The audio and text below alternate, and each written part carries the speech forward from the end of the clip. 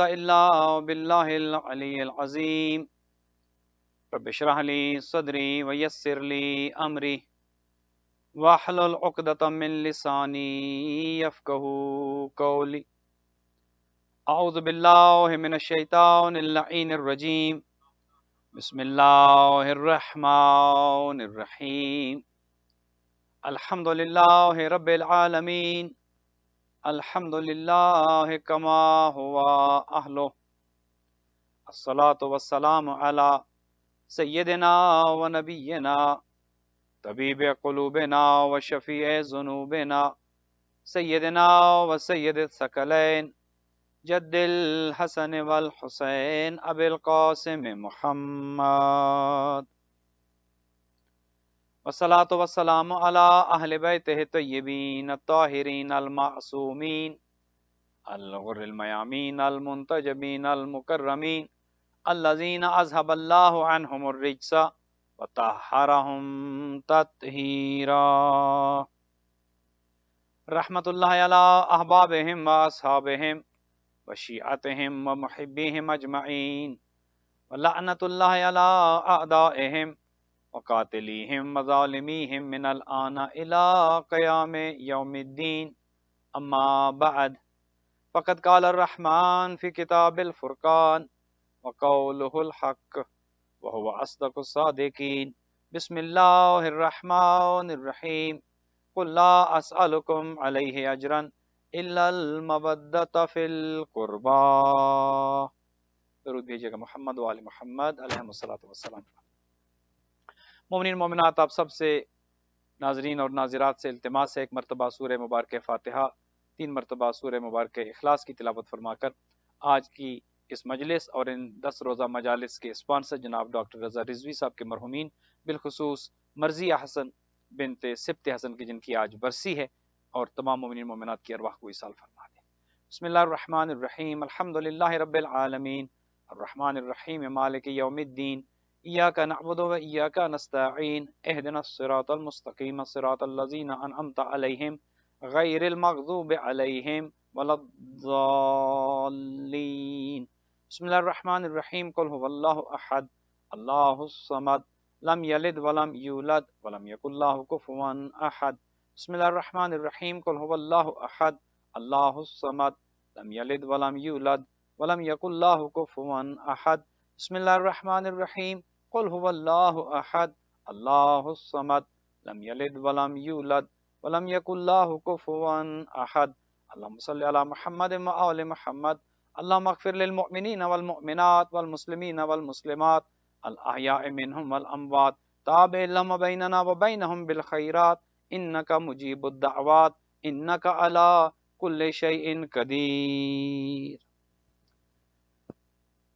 مومنین مومنات، آپ کی خدمات عالیہ میں ایام فاطمیہ کے عنوان پر 10 روزہ مجالس اعزا کی جو جاری و ساری ہیں، اور آج اس سلسلے کی 6ٹی نشست ہے۔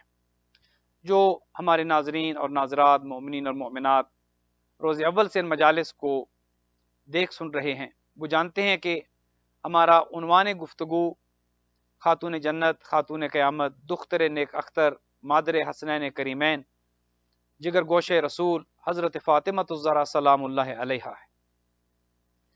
بی بی کے حوالے سے ہم نے مختلف موضوعات پر آپ کی خدمت میں آج تک گفتگو کی، خاتون جنت کے فضائل، مناقب، کمالات کے حوالے سے، اور اس کی وجہ یہ ہے کہ جو آئندہ آنے والی نشستیں ہیں کہ جن میں جیسے آپ کی خدمت میں ہم نے عرض کیا تھا کہ کچھ متنازع موضوعات پر بھی گفتگو کی جائے گی، جن میں بنات اربعہ ہیں، مسئلہ فدق ہے اور دیگر موضوعات پر۔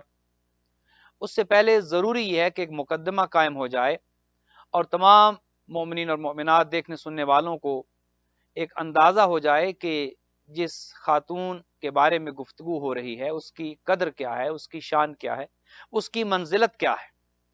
چونکہ اگر کسی کو معاذ اللہ جھوٹا کہہ دیا جائے اور اس کی سچائی کا علم نہ ہو تو انسان کو اہمیت کا اندازہ نہیں ہوتا کہ اس شخص کی، اس انسان کی اہمیت کیا ہے، اس کی شان و منزلت کیا ہے کہ جسے جھوٹا کہا جا رہا ہے۔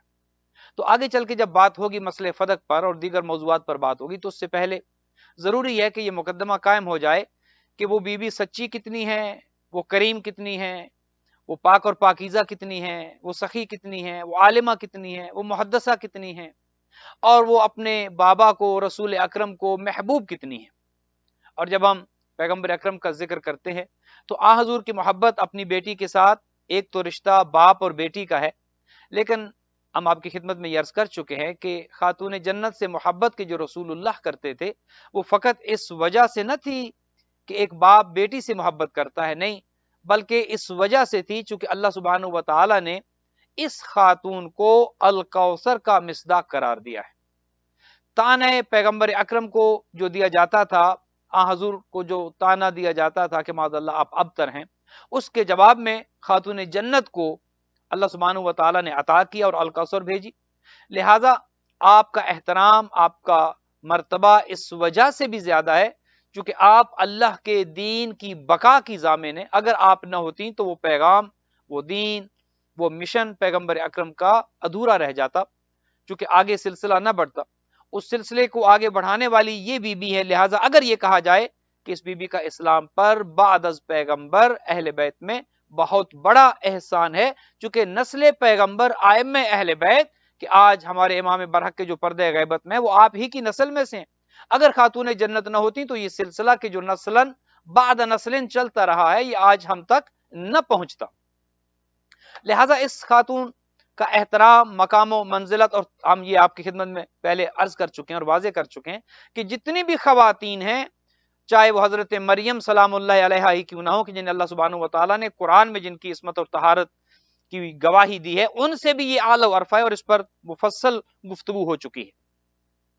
آج جس زاویے کی جانب آپ کی توجہ کو مبذول کرانا ہے وہ یہ ہے کہ اللہ سبحانہ و تعالیٰ نے جہاں پر اتنے فضائل عطا کیے، علم دیا، عصمت دی، طہارت دی، ان سب میں ایک چیز کہ جو قابل قدر ہے، جو نمایاں ہے، وہ آپ کی پاکیزگی ہے، وہ آپ کی عصمت ہے، وہ آپ کی طہارت ہے۔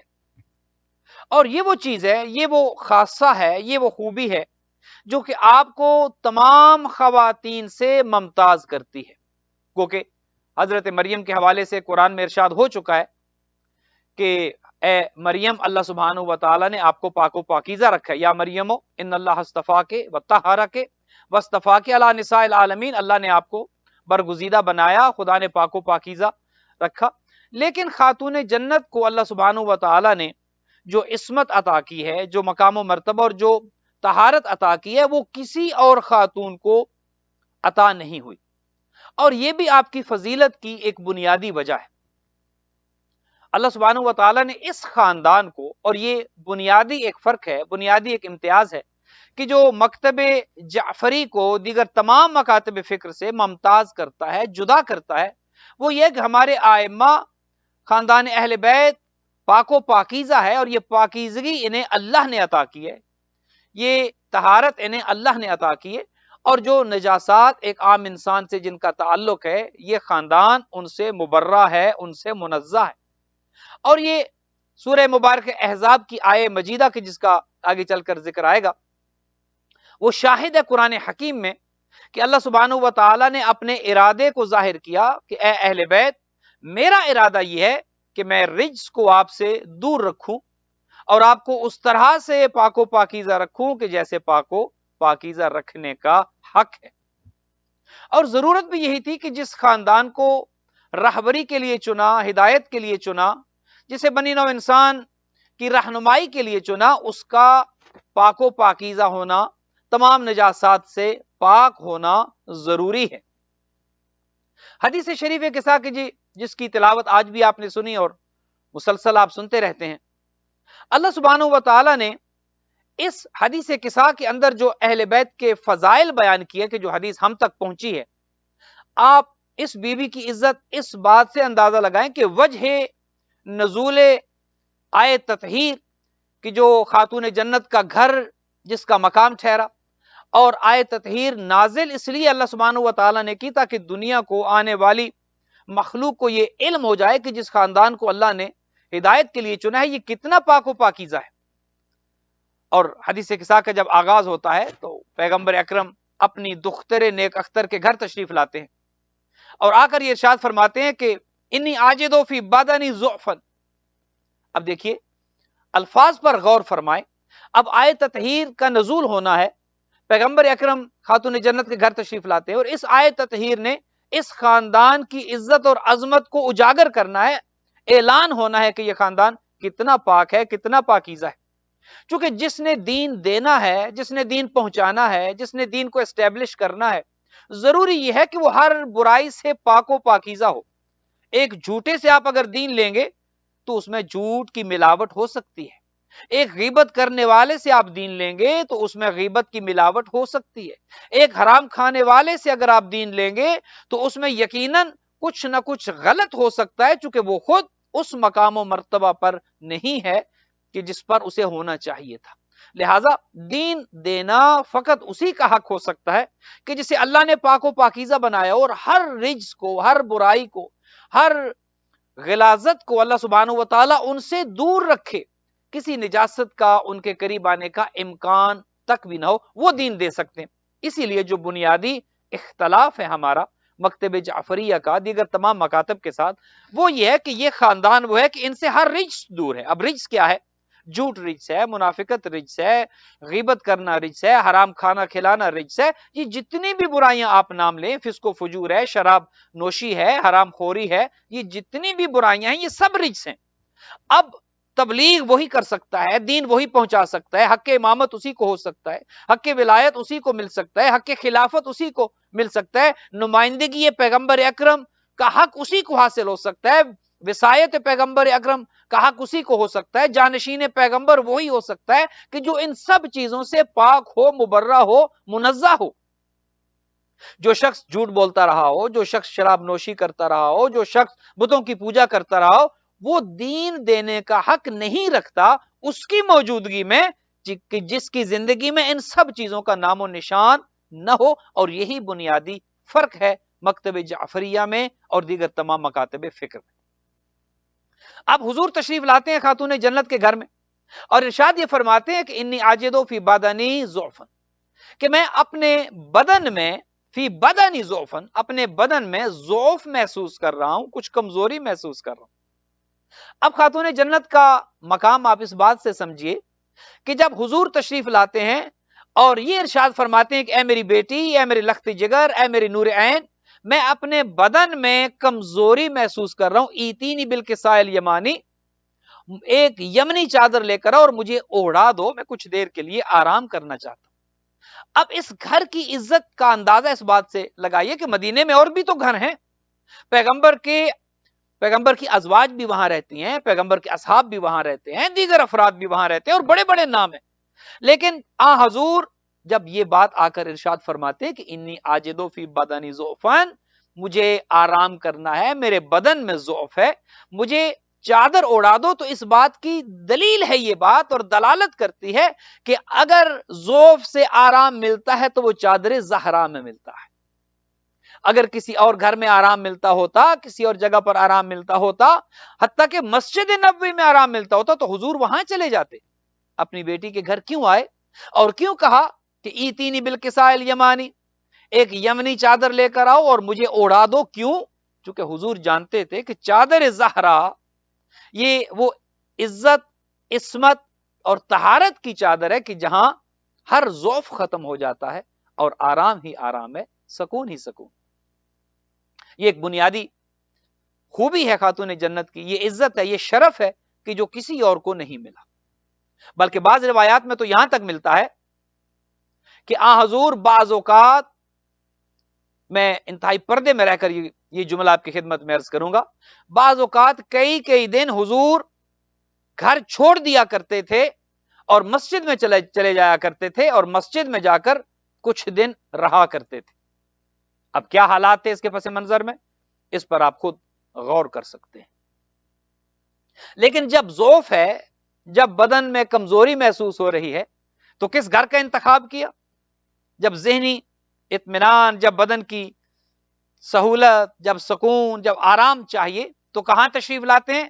خانہ زہرا میں، اور چادر زہرا کو منگوایا جاتا ہے۔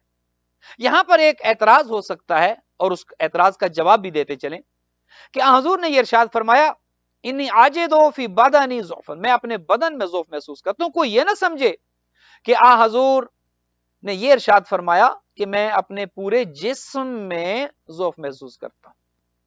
چونکہ عربی میں بدن اور جسم میں فرق ہے، جبکہ اردو میں بدن اور جسم دونوں مترادف ہیں، سملر میننگ رکھتے ہیں، لیکن عربی میں بدن اور جسم میں فرق ہے. بدن بغیر سر کے ہے، دھڑ کو بدن کہتے ہیں. آپ کہتے ہیں نا سر دھڑ کی بازی لگا دی فلاں نے، لہذا سر اور ہے، دھڑ اور ہے.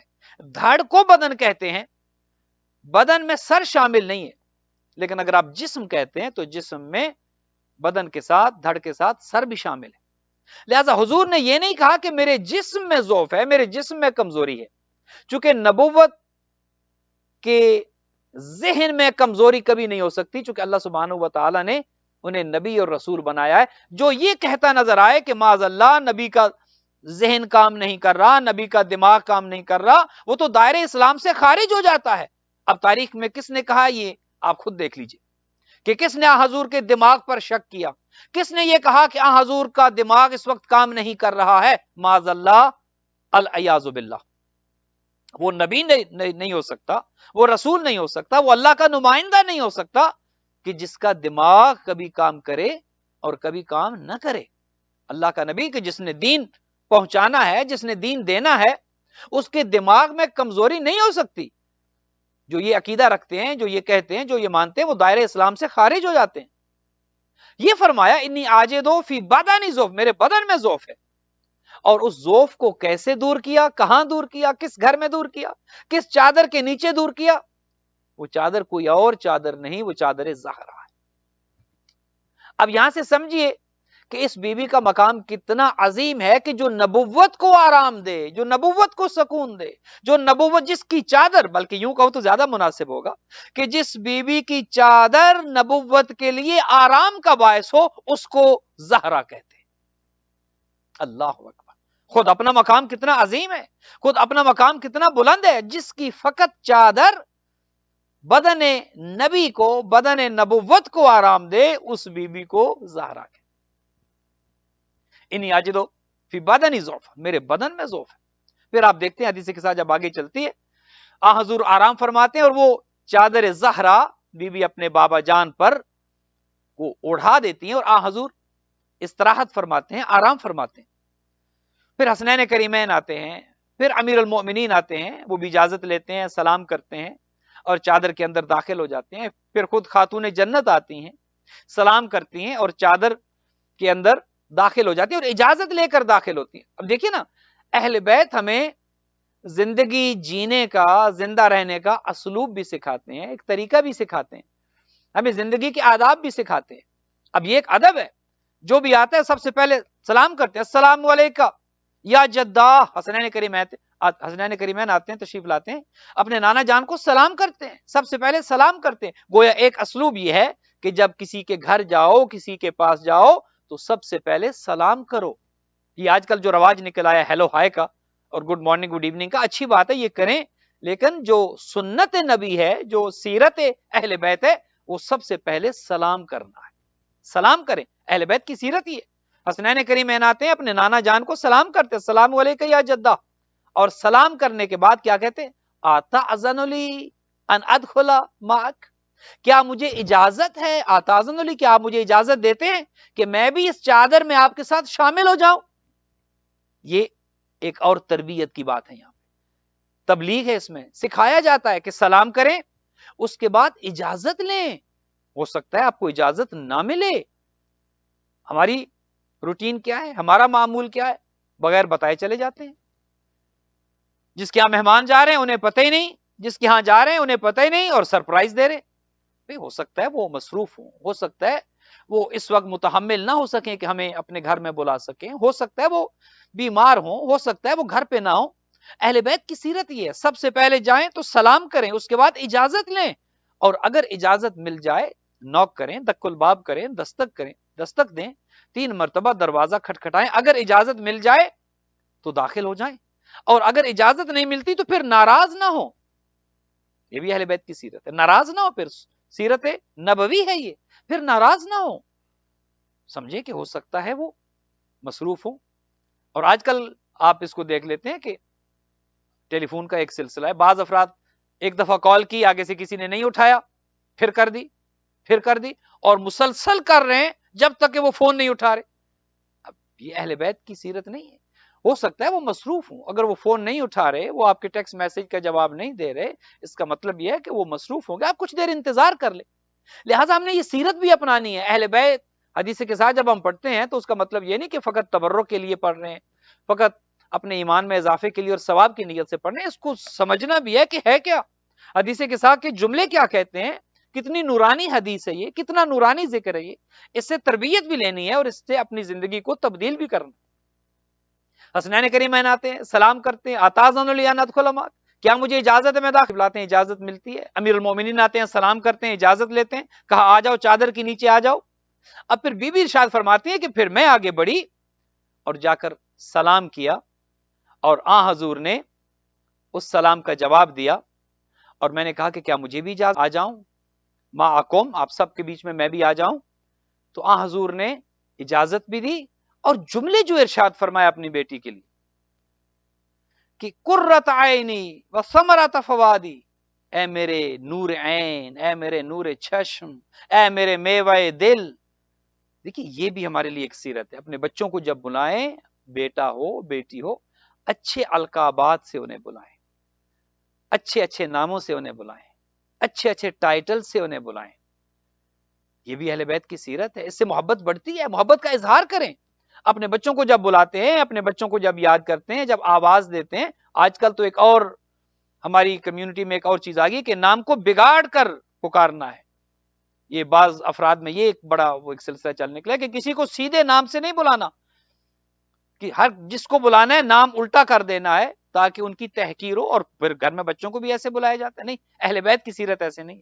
اہل بیت اچھے اچھے ناموں کے ساتھ، القابات کے ساتھ، اظہار محبت کے ساتھ، اے میرے میوہ دل، اے میرے نور چشم، اچھے اچھے ناموں کے ساتھ. یہ بھی اہل بیت کی صورت. جب سب اکٹھے ہو جاتے، اور بی بی فرماتی ہے فلم مکتملنا جمیعا تحت الکساء، جب ہم سب مکمل ہو گئے اس چادر میں، تحت الکساء، اس چادر کے نیچے. پیغمبر اکرم پہلے سے موجود تھے، حسنین کریمین تشریف لاتے ہیں، مولا علی تشریف لاتے ہیں، بی بی آ جاتی ہیں.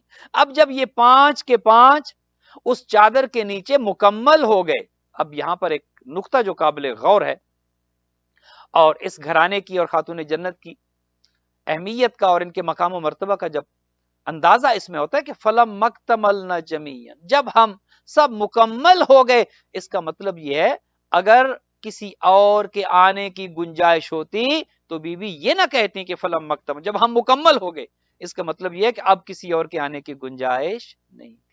اہل بیت یہی تھے جو چادر کے نیچے آ چکے تھے. اب دنیا جس جس کو اہل بیت میں شامل کرنا چاہے، ہمارا اس پر زور نہیں ہے، جو جس کی مرضی ہے وہ کرے. لیکن اصل میں اہل بیت کون ہے کہ جو جب چادر کے نیچے آتی ہیں تو وہ صدیقہ بی بی، وہ طاہرہ بی بی، وہ یہ فرماتی ہیں کہ فلم مکتملنا جمیعا تحت الکساء، جب ہم سب مکمل ہو گئے، اب کسی اور کی گنجائش نہ تھی، چونکہ اہل بیت یہی تھے. ہم سب مکمل ہو گئے. ایک بی بی ہیں کہ جو یہ سارا ماجرا دیکھ رہی ہیں، پیغمبر اکرم کی زوجہ ہیں، ہماری ماں ہیں، لائق احترام ہیں، بی بی ام سلمہ. وہ اجازت لیتی ہیں، اے پیغمبر اکرم، اے اللہ کے رسول، کیا مجھے بھی اجازت ہے میں بھی آ جاؤں؟ حضور اب تک تو اجازت دیتے رہے، جو آیا، حسنین آئے، امیر المومنین، خاتون جنت، سب کو اجازت ملی کہ آ جاؤ چادر کے نیچے.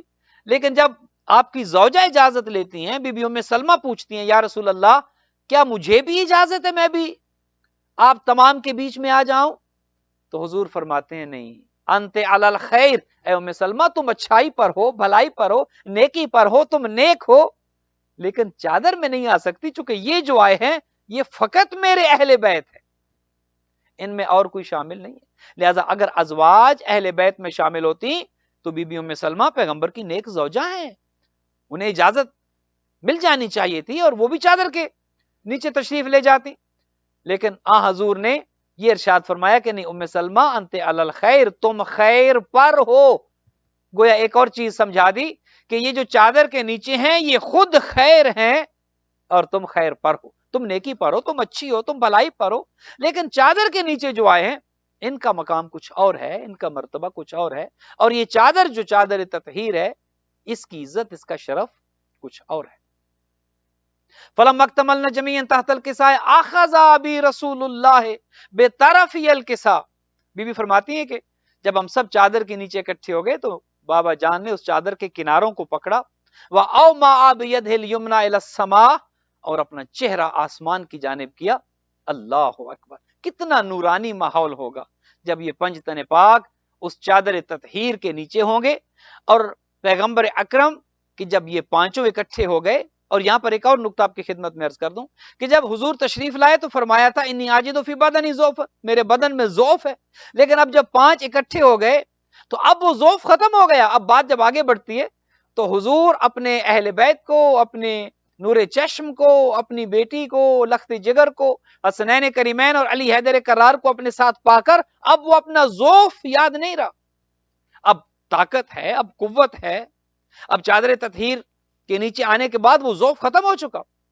اخذ ابی رسول اللہ بطرفی الکساء واوما ابید الیمنى الی السماء وقال اللہم ان ہؤلاء اہل بیتی، چادر کے کناروں کو اٹھایا، آسمان کی جانب دیکھا اور کیا کہا، اللہم ان ہؤلاء اہل بیتی وخاصتی وحامتی لحمہم لحمی ودمہم دمی یؤلمنی ما یؤلمہم ویحزننی ما یحزنہم انا حرب لمن حاربہم وسلم لمن سالمہم وعدو لمن آداہم ومحب لمن احبہم انہم منی وانا منہم فاجعل صلواتک وبرکاتک ورحمتک وغفرانک ورضوانک علی وعلیہم واذہب عنہم الرجس طہرہم تطہیرا۔ اللہ، یہ حضور نے آسمان کی جانب اپنا چہرے اقدس کیا اور چادر کے کناروں کو اٹھا کر یہ دعا کی اور اللہ سے یہ عرض کی کہ اے اللہ ان ہؤلاء اہل بیت النبوہ، یہی اہل بیت نبوت ہیں اور کوئی نہیں ہے، ان کے علاوہ اہل بیت میں کوئی شامل نہیں ہے۔ خاصتی، یہ میرے خاص ہیں، وحامتی، یہ میرے مددگار ہیں، لحمہم لحمی، ان کا گوشت میرا گوشت ہے، دمہم دمی، ان کا خون میرا خون ہے۔ اے اللہ، جو ان سے محبت کرتا ہے وہ مجھ سے محبت کرتا ہے، جو ان سے بغض رکھتا ہے وہ مجھ سے بغض رکھتا ہے، جو ان سے جنگ کرتا ہے وہ مجھ سے جنگ کرتا ہے، جو ان سے پیار کرتا ہے وہ مجھ سے پیار کرتا ہے۔ یہ حضور نے تعارف کرایا اور پھر یہ ارشاد فرمایا وَاذْهِبْ عَنْهُمُ الرِّجْسَ، اے اللہ تو ان سے رجس کو دور رکھ۔ اب میں عرض کر چکا ہوں آپ کی خدمت میں کہ رجس کیا ہے، جھوٹ، منافقت، بیماری، برائی، شراب نوشی، بت پرستی، یہ سب رجس ہے، یہ سب برائی، حرام خوری، یہ سب رجس ہے۔ اور حضور یہ فرماتے وَاذْهِبْ عَنْهُمُ الرِّجْسَ وَطَهِّرْهُمْ تَطْهِيرًا، اے اللہ تو ان سے رجس کو دور رکھ، چونکہ یہ میرے اہل بیت ہیں، یہ پاک و پاکیزہ ہے، رجس کو ان سے دور رکھنا اور انہیں ایسے پاک رکھنا جیسے پاک و پاکیزہ رکھنے کا حق ہے۔ کیا وجہ ہے اس کی؟ رجس سے پاک ہونا کیوں ضروری ہے؟ اس لیے چونکہ حضور جانتے ہیں کہ میرے بعد اللہ کے دین کو، میری شریعت کو، قرآن حکیم کو، دین خدا کو، شریعت مصطفیٰ کو انہوں نے ہی قائم کرنا ہے اور انہوں نے ہی بچانا ہے۔ لہذا ضروری ہے کہ جو دین کا محافظ ہو وہ ہر رجس سے پاک ہو، اس کی زندگی میں کوئی رجس نہ ہو۔ جہالت بھی رجس ہے، کم علمی بھی رجس ہے، جس کے پاس جہالت ہے وہ بھی ایک رجس ہے۔ لہذا آئیے حضور کے بعد دیکھتے ہیں کہ کتنے ایسے تھے کہ جنہوں نے علم کی کمی کا یا نہ جاننے کا یا اپنی جہالت کا اعتراف کیا، علی بن ابی طالب کے ہوتے ہوئے، علی کی موجودگی میں۔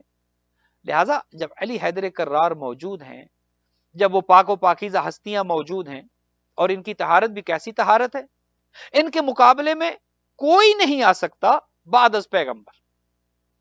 ان کی طہارت کیسی طہارت ہے؟ جب اللہ سبحانہ و تعالیٰ نے اپنے حبیب کو یہ حکم دیا کہ یہ جتنے دروازے، حدیث سد الابواب جو ہے، یہ جتنے دروازے مسجد نبوی میں کھلتے ہیں یہ بند کروا دے، چونکہ لوگوں کے گھروں کے دروازے مسجد کے اندر کھلتے تھے آسانی کے لیے کہ فوراً گھر سے نکلا اور مسجد میں داخل ہو۔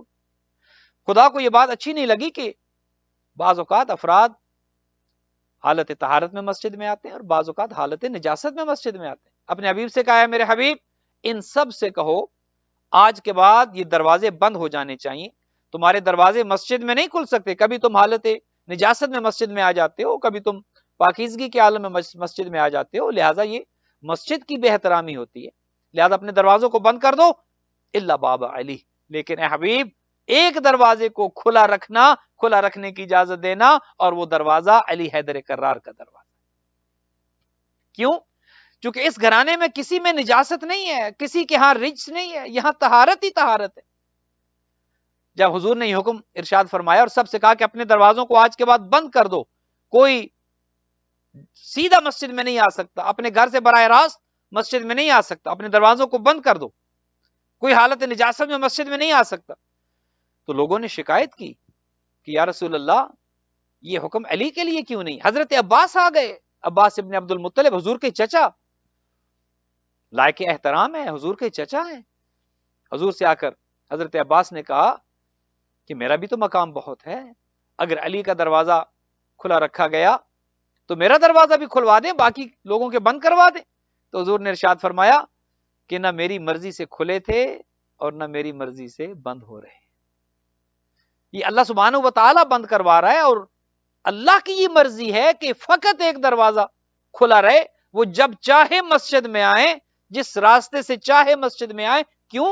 یطہرکم تطہیرا، چونکہ اللہ نے انہیں پاک اور پاکیزہ بنایا ہے۔ ان سے بہتر کوئی نہیں ہے عصمت میں، طہارت میں، اور یہ بنیادی شرط ہے، عصمت اور طہارت بنیادی شرط ہے۔ خاتون جنت کو بطول کیوں کہتے ہیں؟ بطول اسی لیے کہتے ہیں کہ وہ حالت کے جو خواتین جس حالت میں سے گزرتی ہیں، یہ خاتون، یہ بی بی، یہ معظمہ ان تمام حالتوں سے مبرہ تھیں، منزہ تھیں۔ اسی لیے اللہ سبحانہ و تعالیٰ نے انہیں برگزیدہ بنایا، اور آیت تطہیر میں 2 دفعہ ان کی طہارت کا ذکر کیا۔ تو جب یہ مقام دے دیا، یہ شرف دے دیا، یہ عصمت و طہارت دے دی، تو جبرائیل امین اجازت لیتے ہیں، اللہ کیا مجھے بھی اجازت ہے ان اہبط الی الارض لاکون معهم سادسا، کہ میں بھی زمین پر نازل ہو جاؤں اور ان میں چھٹا ہو جاؤں، میں بھی شامل ہو جاؤں، میں بھی ان میں چلا جاؤں؟ تو اللہ سبحانہ و تعالیٰ نے حضرت جبرائیل کو اجازت دی، لیکن آسمان پر اللہ سبحانہ و تعالیٰ نے ایک مجلس رکھی۔ ایک مجلس تو زمین پر ہو رہی تھی چادر کے نیچے، اس بی بی کا مقام و مرتبہ، اہل بیت کی شان بیان کی جا رہی تھی۔ ایک مجلس اللہ سبحانہ و تعالیٰ نے آسمانوں پر رکھی، آسمانی مخلوق کے لیے۔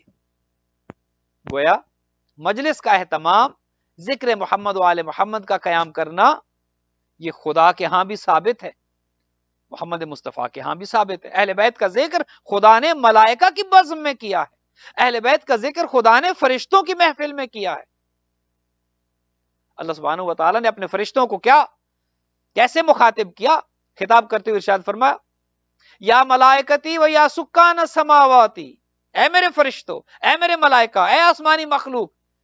جب دیکھا نا خدا نے کہ یہ مخلوق میرے خاص بندے، میرا دین پہنچانے اور بچانے والے جب اس چادر کے نیچے اکٹھے ہیں، ملائکہ کو خطاب کرتے ہوئے ارشاد فرمایا یا ملائکتی و یا سکان السماوات انی ما خلقت سماء مبنیتا ولا ارض مدحیتا ولا قمرا منیرا ولا شمس مضیئتا ولا فلکا یدور ولا بحر یجری ولا فلکا یسری الا فی محبت ہؤلاء خمسۃ الذین هم تحت الکسا۔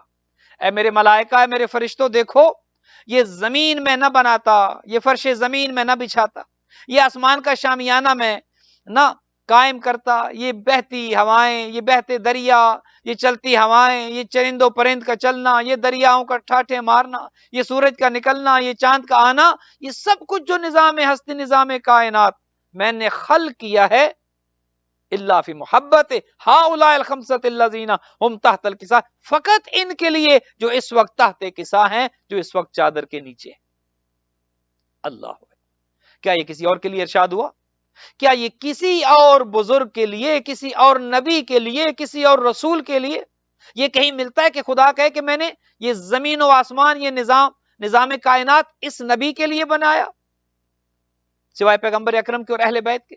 کسی رسول کے لیے، کسی اولو العزم کے لیے، کسی صحابی کے لیے، کسی تابعی کے لیے، کسی کے لیے خدا نے یہ ارشاد فرمایا ہو تو لے آئیں؟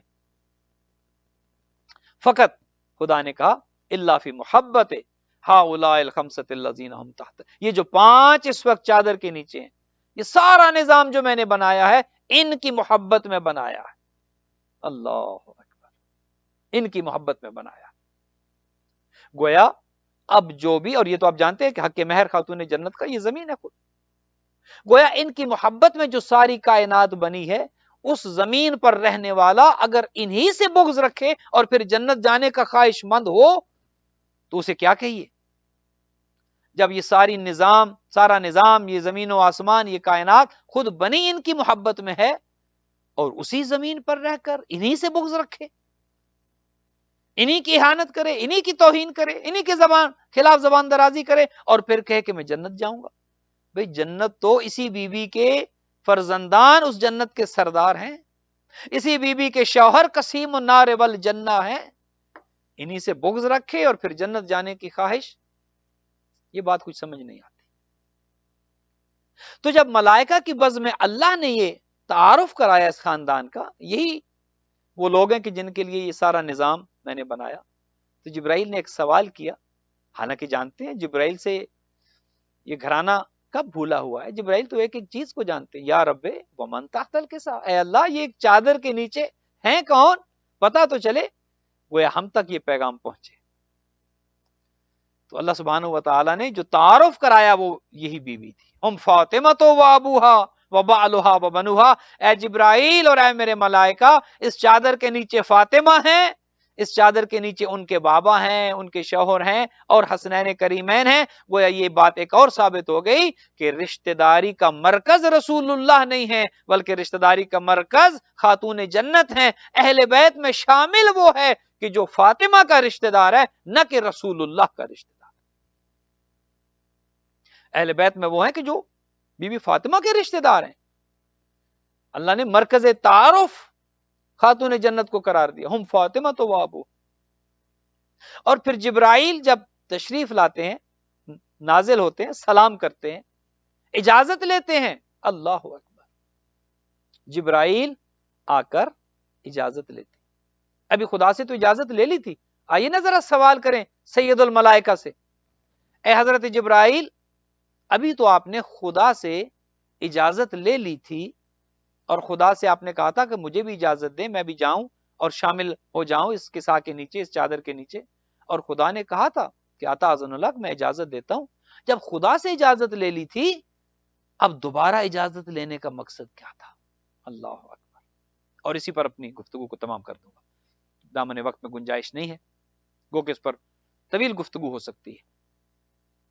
اے جبرائیل جب خدا سے اجازت لے لی تھی، اب دوبارہ آ کر پھر اجازت مانگ رہے ہیں کہ کیا مجھے بھی اجازت ہے؟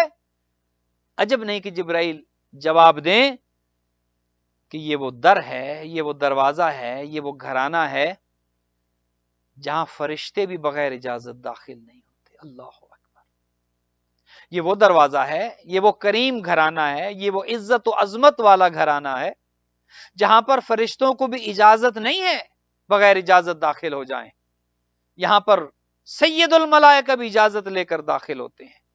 اس دروازے کا احترام اتنا ہے، اس دروازے کی حرمت اتنی ہے، جس دروازے پر اللہ کا نبی رک جاتا ہو اور آیت تطہیر پڑھتا ہو، جس دروازے پر سید الملائکہ جبرائیل رک جاتے ہوں اور اجازت لیتے ہوں، جس دروازے پر کبھی نہ رکنے والا فرشتہ ملک الموت رک جائے۔ اللہ اکبر۔ افسوس یہ ہے، دکھ یہ ہے، غم یہ ہے، جگر پارا پارا اس لیے ہے کہ وہ دروازہ جس کا احترام فرشتوں نے کیا، اللہ کے نبی نے کیا، اس دروازے کا احترام بعد از پیغمبر مسلمانوں نے نہیں کیا۔ یہ دکھ ہے، اس دروازے کا احترام کسی نے نہیں کیا۔ جانتے تھے اس دروازے کی حرمت کیا ہے۔ شیعہ سنی سب نے لکھا ہے کہ اسی دروازے پر 3 دن کے بعد بعد از پیغمبر مسلمان آ گئے تھے، اور اونچی آواز سے دھمکی دے کر یہ کہتے نظر آئے کہ علی کو باہر نکالو۔ جانتے نہیں تھے یہ کس کا دروازہ ہے، جانتے نہیں تھے اس گھر کے اندر کون ہے، جانتے نہیں تھے یہ وہی دروازہ ہے جس کا اللہ کے رسول نے احترام کیا۔ یہ بی بی عصمت و طہارت کا مرکز ہے، یہ خاندان نبوت ہے، یہ خاندان عصمت و طہارت ہے، لیکن افسوس کہ بی بی اندر سے منتیں کرتی رہی، اور باہر سے اس دروازے کا احترام نہ کرتے ہوئے مسلمانوں نے وہ دروازہ گرایا، اور وہ دروازہ فقط گرا نہیں، جو دروازہ جل رہا تھا، جس میں میخ لگی تھی، اس دروازے کے گرنے سے پہلو بھی شکستہ ہوا، پسلیاں بھی ٹوٹی۔ اور عجیب قسمت ہے، اللہ اکبر، جس خاندان نے اپنی زندگیاں قربان کر دی اللہ کے دین کو بچانے کے لیے، اپنی جوانیاں قربان کر دی۔ 18 سال کی عمر جوانی ہی ہے، جوانی کے علاوہ کیا ہے؟ 18 سال کی عمر میں جو بی بی شہید ہو رہی ہے، جس کی پسلیاں توڑی جا رہی ہیں، جس کا پہلو زخمی ہو رہا ہے، جس کے بیٹے کو شہید کیا جا رہا ہے، اور اس کا نصیب یہ ہے کس لیے؟ اللہ کا دین بچانے کے لیے، خاندان نبوت کا حصہ ہونے کے لیے۔ اس بی بی کا مقدر یہ ہے، اس کا نصیب یہ ہے کہ زندگی میں مدینے میں پہلو شکستہ ہوا۔ لوگ دشمنی کرتے ہیں، دشمنیاں ہوتی ہیں، لیکن زندگی تک ہوتی ہیں۔ جب کوئی مر جاتا ہے تو بڑے بڑے دشمن بھی دشمنیاں بھلا دیتے ہیں، وہ کہتے ہیں ہماری دشمنی تھی۔ اور پھر دشمنی مردوں کے ساتھ ہوتی ہے، عورتوں کے ساتھ کیا دشمنی، خواتین کے ساتھ کیا دشمنی؟ اور وہ کوئی عام خاتون بھی نہیں ہے، وہ جگر گوشہ رسول ہے۔ مسجد میں دیکھ چکے تھے، جب وہ بی بی آتی تھی رسول اللہ کھڑے ہو جایا کرتے تھے۔ نہ یہ کہ فقط دشمنی زندگی میں کی، حالت کیا تھی؟ پہلو بھی شکستہ ہے، تربت بھی شکستہ ہے۔ آج دیکھیے، نشان قبر نہیں ہے، ہر ایک اپنے مرحومین کی قبور پر جاتا ہے، چراغ جلاتے ہیں، لوگ اپنے ماں باپ کی قبر پر جاتے ہیں۔ سادات میں ہاتھ جوڑ کر آپ سب سے معافی مانگ کر یہ کہوں گا، آپ کی جدہ، آپ کی دادی کی قبر کا نشان موجود نہیں ہے، چراغ نہیں جل رہا اس قبر پر۔ باہر قسمت زہرا، ایک ایرانی زائر جب جنت البقیع میں زیارت کے لیے گیا تو ایک طرف دیکھتا ہے، دائیں جانب جب مڑ کر دیکھتا ہے تو روضہ رسول ہے، وہ گنبد خضرا ہے، وہ خوبصورت مسجد ہے، خوبصورت گنبد ہے۔ اور جب اپنے بائیں ہاتھ پر دیکھتا ہے تو کچھ ٹوٹی ہوئی قبریں ہیں، وہ گریا کرتا ہے، وہ روتا ہے۔ رو کر اس نے کہا، اے اللہ کے رسول، ذرا اپنی مسجد بھی دیکھ، اپنا روضہ بھی دیکھ، اپنا گنبد بھی دیکھ، اور اپنی بیٹی کی شکستہ قبر بھی دیکھ۔ اے اللہ کے رسول، تیرا ایک بیٹا ہمارے پاس مشہد میں آیا، ہم نے اس کا عالی شان روضہ بنایا، آج دنیا اس کو سلام کرنے کے لیے جاتی ہے، آج دنیا اس کو غریب الغربا تو کہتی ہے، لیکن وہ آج غریب نہیں ہے۔ آج لاکھوں کا مجمع اس کی زیارت کے لیے جاتا ہے، آج امیر ہے علی رضا، لیکن ایک بیٹا ہمارے پاس آیا تھا، ہم نے عالی شان حرم بنوایا، عالی شان روضہ بنایا، آج اس کی زیارت ہوتی ہے، آج اس کی قبر پر چراغ جلتے ہیں، آج اس کی قبر پر زیارت پڑی جاتی ہے۔ اللہ کے رسول، ایک ہی تو بیٹی تھی تیری، اے اللہ کے رسول، تیری بیٹی کا نصیب وہاں رہ گئی جہاں پر نشان قبر بھی نہ بنایا جا سکا۔ اے اللہ کے رسول، جس کی قبر بھی شکستہ ہو چکی ہے، جس کی قبر پر نہ چراغ جلتا ہے، اور اگر یہ کہیں السلام علیکہ یا صدیق طاہرہ، کوئی سلام بھی نہیں کرنے دیتا، کوئی زیارت بھی نہیں پڑھنے دیتا۔ واہ رے اللہ کے رسول، تیری بیٹی کا نصیب، الا لعنت اللہ علی القوم الظالمین وسیعلم الذین ظلموا ای منقلب ینقلبون۔ خدایا ہماری یہ قلیل سی عبادت اپنی بارگاہ میں منظور و مقبول فرما، بانی مجلس کی حوائج شرعیہ کو پورا فرما۔